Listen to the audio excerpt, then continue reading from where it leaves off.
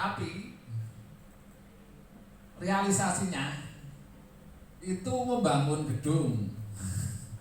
Realisasinya walaupun nama pekerjaannya, nama paketnya itu pemeliharaan atau rehabilitasi bangunan gedung, tapi realisasi fisiknya itu bangun gedung.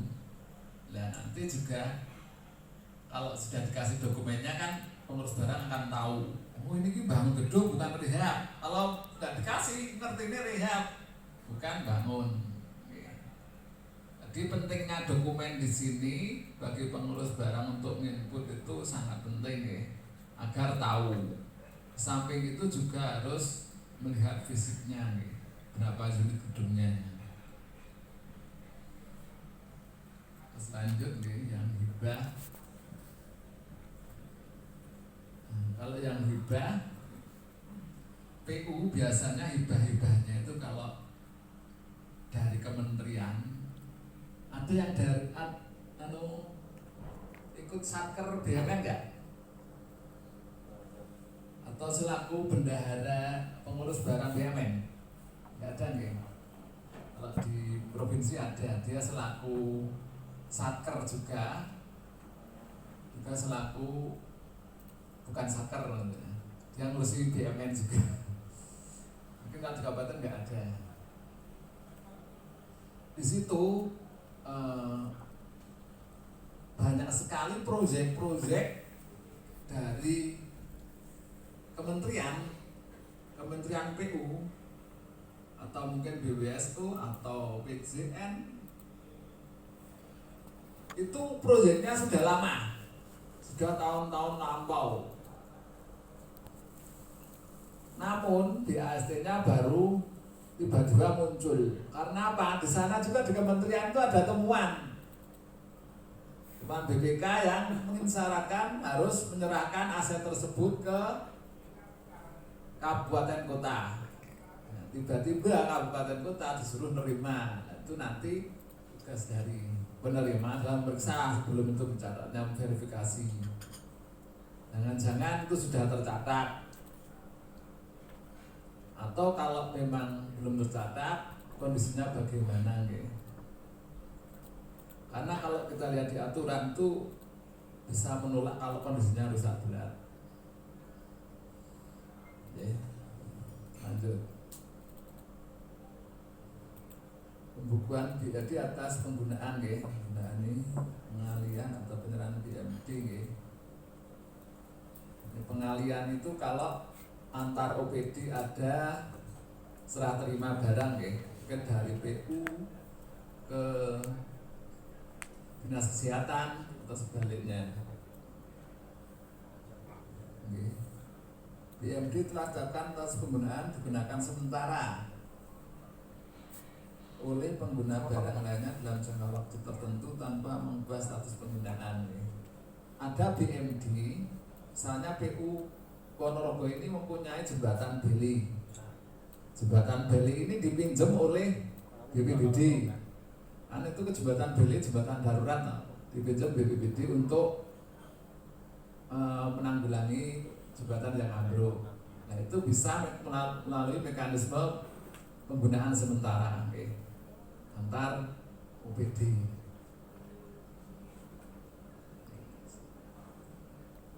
Internal internal ini antar balai antar balai ke induk atau induk ke balai ada mutasi barangnya seperti itu. Lanjut. Pengeluaran juga sama ini antar balai ke induk atau induk ke balai atau antar balai. Pemanfaatan sudah sampaikan tadi. Lanjut pembukaan di atas reklas, ini reklas Nah, reklas di sini kalau tadi misalnya tanah perumahan tadi, tanah perumahan dilalah setelah dicek, setelah ditelusur ternyata itu tanah sekolahan misalnya. Dan nanti saya diganti kode digunakan untuk tanah bangunan pendidikan.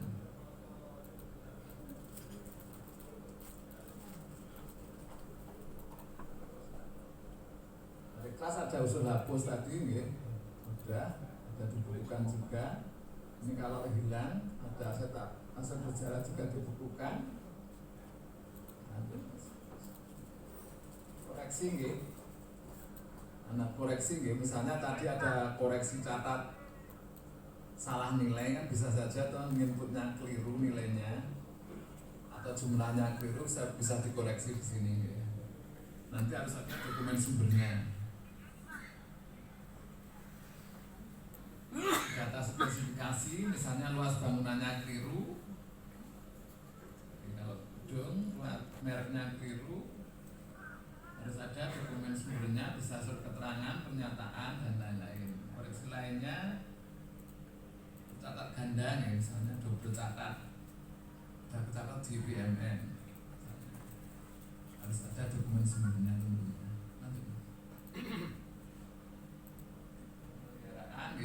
Sama nih, harus ada pembukuan atas kendaraan yang bersifat rutin atau tidak menambah masa manfaat atau kapasitas, contoh pengecatan, ganti oli, sebut cadang ini nih.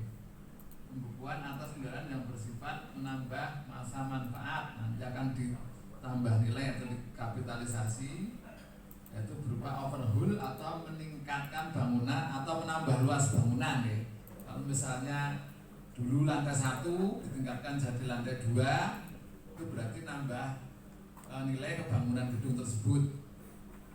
Atau mungkin luasnya dulu 100 jadi 200 misalnya, berarti itu nambah nilai dari bangunan tersebut.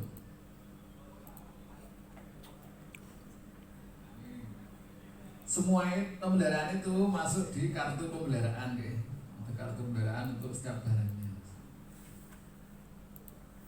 KIR BMD yang dimasukkan. KIR itu apa? Ini semua barang ya, harus di-KIR. Yang terutama yang peralatan mesin, staf lainnya. Pengamanan. Bila terdapat pemakaian BMD oleh pejabat atau pegawai dalam rangka menunjang tusi, objek pengamanan diprioritaskan berupa gedung atau bangunan rumah negara dan peralatan mesin. Bila terdapat pengembalian, nah ini pengamanan di sini adalah diwajibkan untuk barang-barang misalnya laptop, harus ada fakta. Kalau di sana ada fakta integritasnya. Laptop yang dibawa pulang, kendaraan yang dibawa pulang, itu harus ada fakta integritasnya, pemakaiannya nih. Dibukukan kapan itu memakai dan kapan mengembalikannya, harus dibukukan di sini. Penghapusan deh, penghapusan di sini seperti yang disampaikan tadi sudah deh. Kartu identitas barang. Merupakan dokumen yang menggambarkan seluruh kegiatan transaksi yang terjadi atas BMD yang bersangkutan, seperti unit pemakai, data barang, penerimaan awal barang, penggunaan. Di sini kibar di sini adalah histori suatu barang.